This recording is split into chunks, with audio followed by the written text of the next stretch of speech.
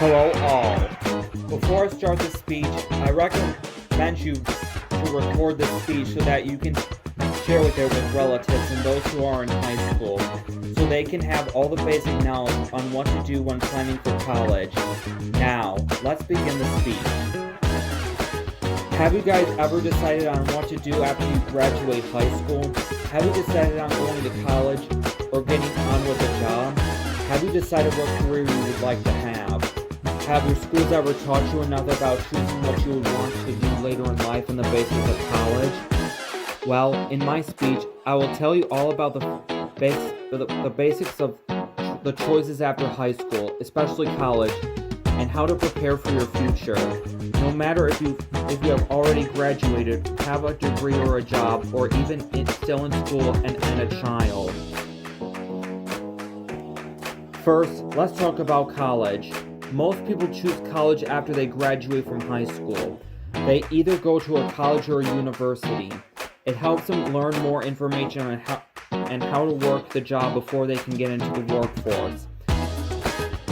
During your first 2 years of college, you mainly take core classes similar to the ones you have in high school, like those in mathematics, social studies, humanities, natural sciences, etc. Once you are in your junior year, that is when you probably decide on your actual major. But don't worry guys, the college should have clubs that could further prepare you for your intended major and your desired career it would lead you to. Anyways, after you complete a certain number of credits in college, you get a degree. When you complete 60 college credits, you get an associate's degree.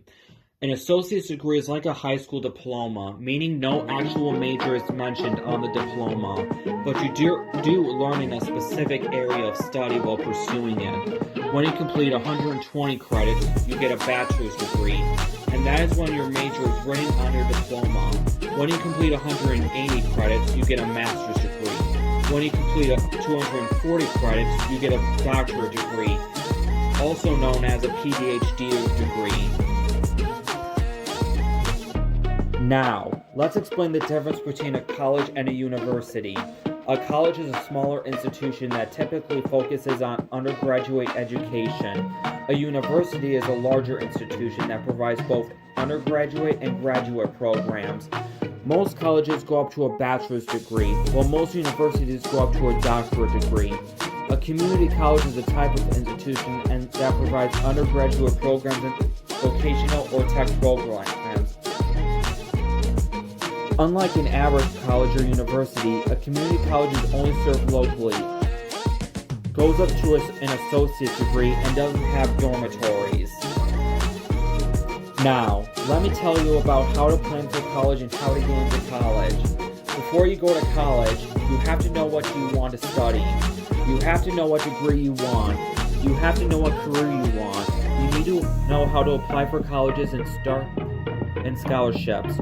You need to know what to do when accepted. You need to know when you want to start doing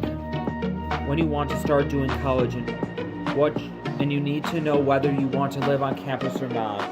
Not too long ago, our governor, Gretchen Whitmer, made all community colleges for everyone in each county they were in free for 2 years.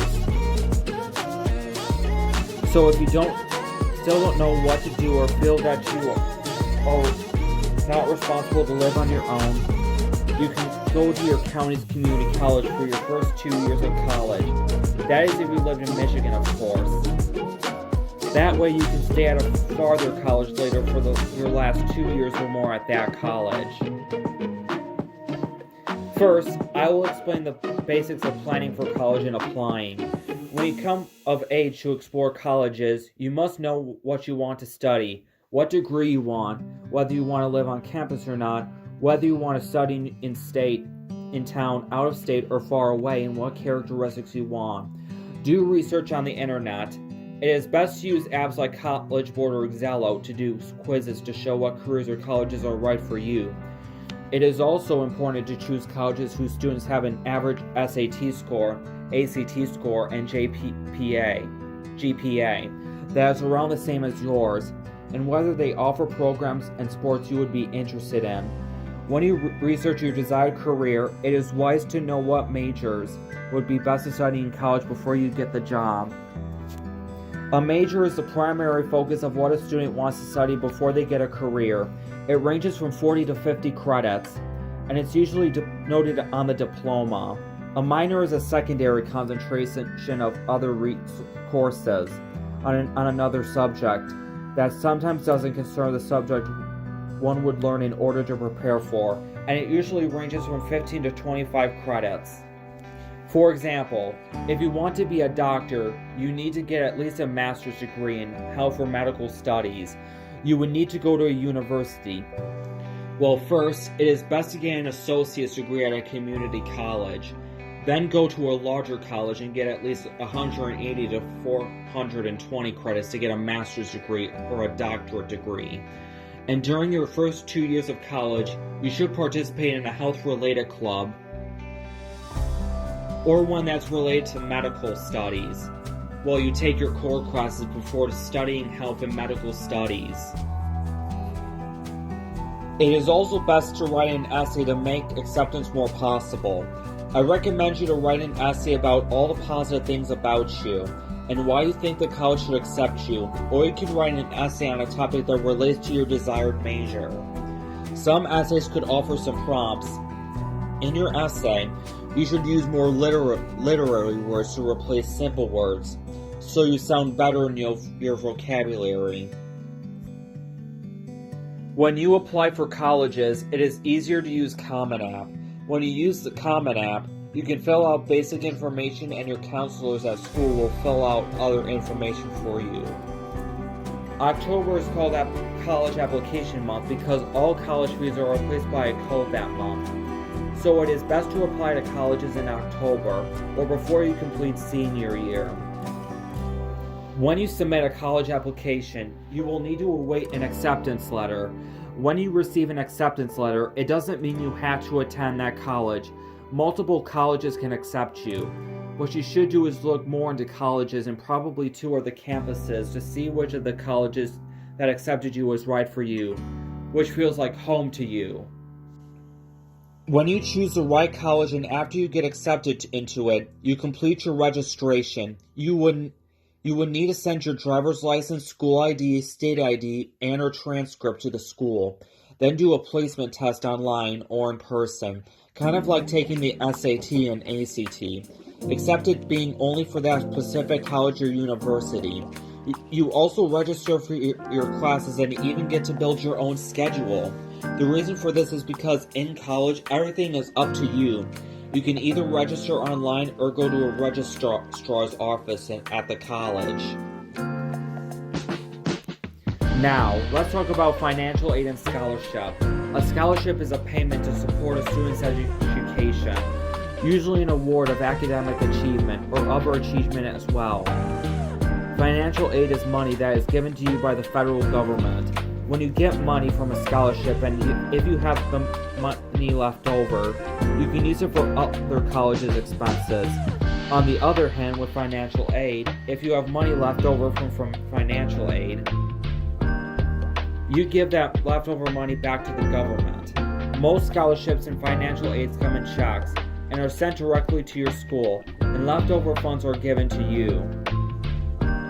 You can also find scholarships on College Board and Zello. Just choose your filters based on your intended plans after school and your characteristics, and you'll get the right ones. If you are not in senior year yet, finding scholarships is easier on Zello, because you'd be able to find scholarships that even 6th graders are eligible for. When you apply for a scholarship, you will probably need to write an essay. You should also use more literary words and phrases when writing the essay. We must also talk about the FAFSA. FAFSA stands for Free Application for Federal Student Aid. That's right, the FAFSA is free and has no fee. It opens when December begins and is open until about June. You fill out all the information that applies to you and your education, and you fill in no more than 20 schools. When you submit it, you later get a notification or message saying that if you are eligible for financial aid or not.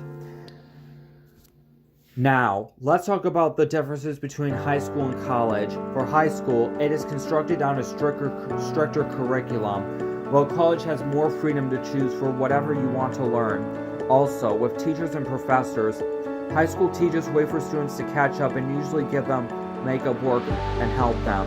But with professors just move along with teaching without stopping and usually have students figure out problems and questions on their own. High school is usually free, while college requires a lot of money that you learn on your own to attend. Not to mention, high school usually has constructed schedules, while colleges make you monitor your own time.